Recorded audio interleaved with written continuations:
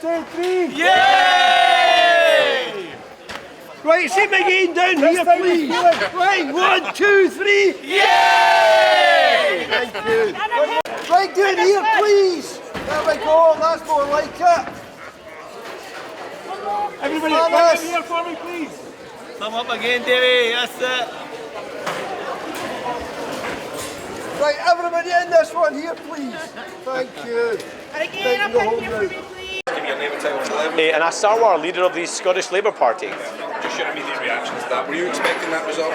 Look, what an incredible result. I always knew we were in the race, and it's fantastic to have won. But I think it's important that I reflect not just on the result, but the many, many conversations I had on the doorstep and the message I believe the people of Hamilton, Larkhall and Stonehouse have sent us today.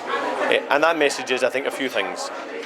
One, they want a UK Labour government to demonstrate more quickly a benefit and improvement in their lives.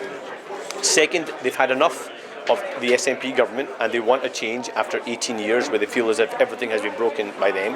Third, they utterly reject the politics of Nigel Farage and reform.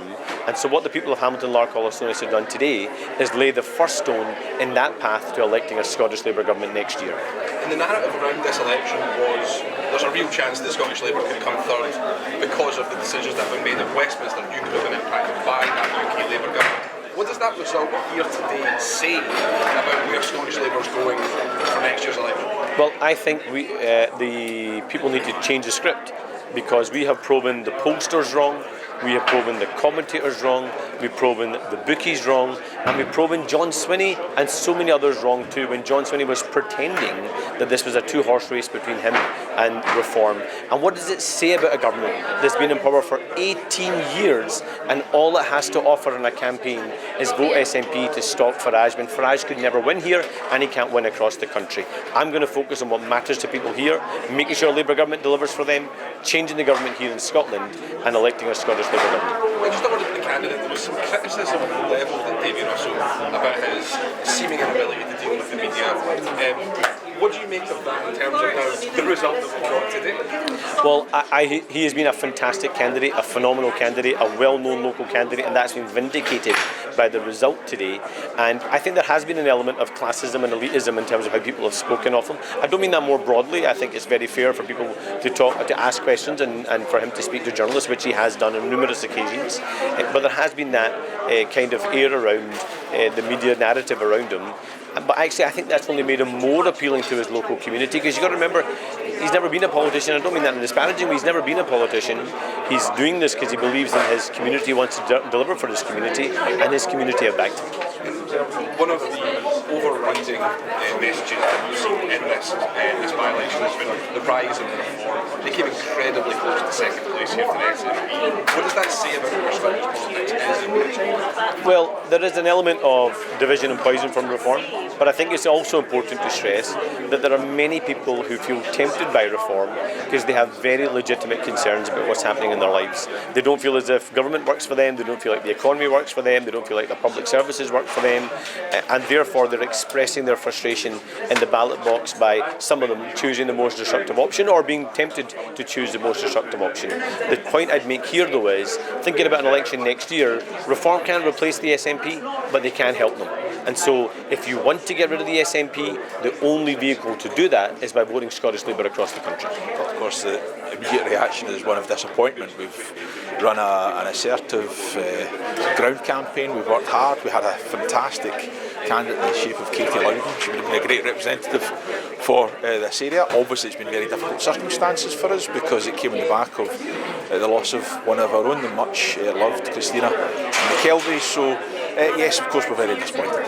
Well look, I'm not trying to spin this here, but I would caution against saying that the Labour vote held up. Just a year ago, in the closest equivalent Westminster seat, they won nearly 50% of the vote. Now, they've still come first, and congratulations to them, as you would expect me to say, but I think there are lessons for more than just the SNP to learn tonight. Well, look, no, we also had a focus on the Scottish Labour Party as well. Of course, we did. We were looking to point to their record, and I think a lot of people are disappointed with them, still are disappointed with them in a short period into government. But I'm still proud of the fact that they took reform head on. If reform are going to be a presence in Scottish politics, and a pretty malign presence, then I think the way you deal with them is tackle them head on. Just in the immediate aftermath, are there any lessons that the SNP need to learn ahead of next year's election to continue their winning streak at national elections? Well, of course, we'll need to go away and think about what we did right here and what we did wrong, and that's what you do in the aftermath of any election. Win, lose or draw, that is what you take away from a campaign. But we will continue to try and respond to the priorities of the people of Scotland. We know that it's a difficult period for people right now in terms of cost of living challenges. We know there are concerns about public services, and we're trying to respond to those challenges. That's why we're bringing back a winter fuel payment for pensioners when Labour took it away. That's why we're looking to mitigate against the two-child cap. That's why we're investing into the National Health Service to significantly increase capacity at primary care and also in secondary care. So we will continue to try and respond to people's priorities, and I'm sure as we get in the run into 2026, when people are actually staring down the barrel of who will form the next Scottish Government, they'll be voting for John Swin and the SNP. We're thrilled to bits. I mean, a three-way marginal here in this by-election, it's a fantastic result. Just a few hundred votes away from the SNP. Nobody predicted that. They thought they'd sort of got it in the bag. And three parties within less than 1,500 votes. And I think that sort of sets us fair with excitement and momentum for the next 11 months into the Holyrood elections. And isn't it remarkable that despite all of the sort of the aggressive language from the coalition of the terrified of the SNP and Labor, actually the good voters here in Hamilton, Larkhall and Stonehouse have said, actually, do you know what? A lot of people said they're going to vote for the first time, and they rather like some of Reform UK's policies. Drill Scotland drill, net stupid zero is destroying jobs, it's destroying prosperity, and people say, yeah, actually I understand that, makes good common sense, and we're with you, and we want to talk about interesting, important issues. And you mentioned the Holyrood election, we have 11 months until then. What do we need to do to continue this momentum? A good question. We'll be working that out. We've just got to keep rolling our sleeves up, working hard, brilliant candidates like Ross Lammy and his great team. And yeah, it's not easy. No one is saying this is easy. It's really, really hard. But we just got to push on, collect as much data as we can, see where we get to. And it's made a lot harder by the resignation of your party's chairman yesterday. Do you think that there should be a discussion around banning the burqa? I'm sad to see Zia. We're all sad to see Zia go. I want to express my thanks to him. He's done an incredible job, worked so hard. Politics is difficult. It's hard. Sometimes it's not for everybody, and But actually, why can't we have debates and discussions about important issues that people have a view on? And I think the idea that sort of many in the media say, no, it's very naughty, you mustn't talk about this stuff, you're a naughty boy, is ridiculous. We should be able to have a respectful, calm debate about issues that cause concern. And Sarah Pochen raised it because she, as a woman, is concerned that it treats women as second-class citizens, that it could be regressive, it could be an issue of security. Let's talk about it and let's find out where the people are. We should be able to do that in a mature democracy that thrives on the principle of free speech. Thank you so much. Do you share her concerns? Yeah, I do actually. I think it's right to discuss it and debate it, and then the country can come to a view. Brilliant. Lovely to see you. Thank you so much.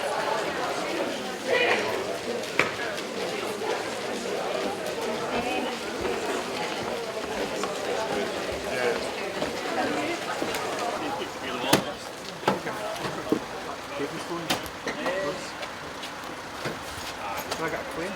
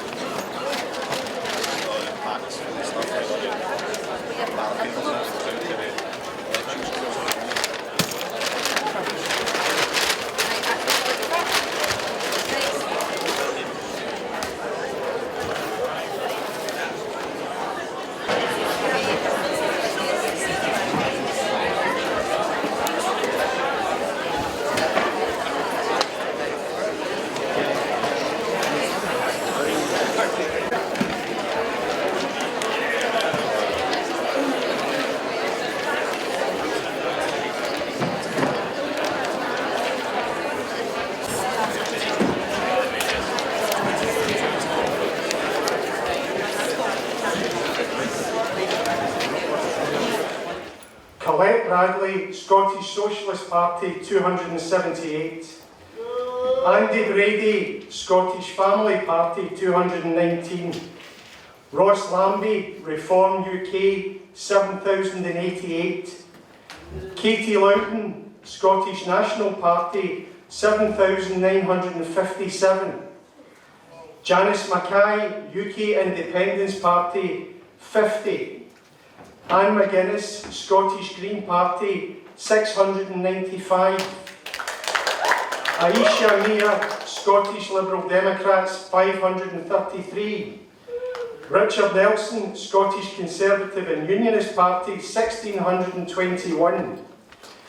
Davy Russell, Scottish Labour Party, 8,559. Mark Wilkinson, Independent, 109. There were 46 ballots rejected, and I declare that Davy Russell is elected to serve in the Scottish Parliament as the member for Hamilton, Larkhall and Stonehouse. Thank you for your attention, and I'd now like to invite the successful candidate to say a few words.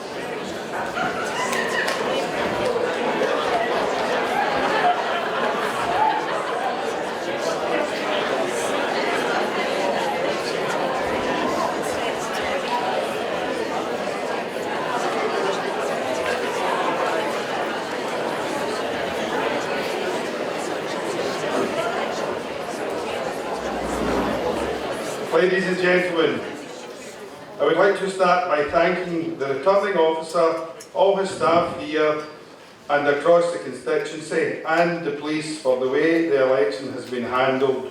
You have again done South Lanarkshire proud. I would also like to thank the other candidates for playing their part in the democratic process. And I wouldn't be standing here now if it wasn't for the effort of the whole Labour campaign team. You were sensational. And I also must thank my family and friends for the support that they've given me throughout this campaign. I am so proud to be elected as member of the Scottish Parliament for my home and my community. I said in this campaign that I will put this community, our community, first. I will work every single day to do that. Hamilton, Larkhall and Stonehouse has voted tonight to take a new direction with Scottish Labour. Like the people here in Hamilton, Larkhall and Stonehouse, and right across Scotland, we all feel we've been let down by the SNP. They've broken our NHS, wasted our money, and after nearly 2 decades, they don't deserve another chance. This community has also sent a message to Farage and his mob tonight. The poison of reform isn't us, it isn't Scotland, and we don't want your division here. Reform have no real answers to the issues we face, and they can't beat the SNP here or replace them across Scotland. And for Ross, can you see me now?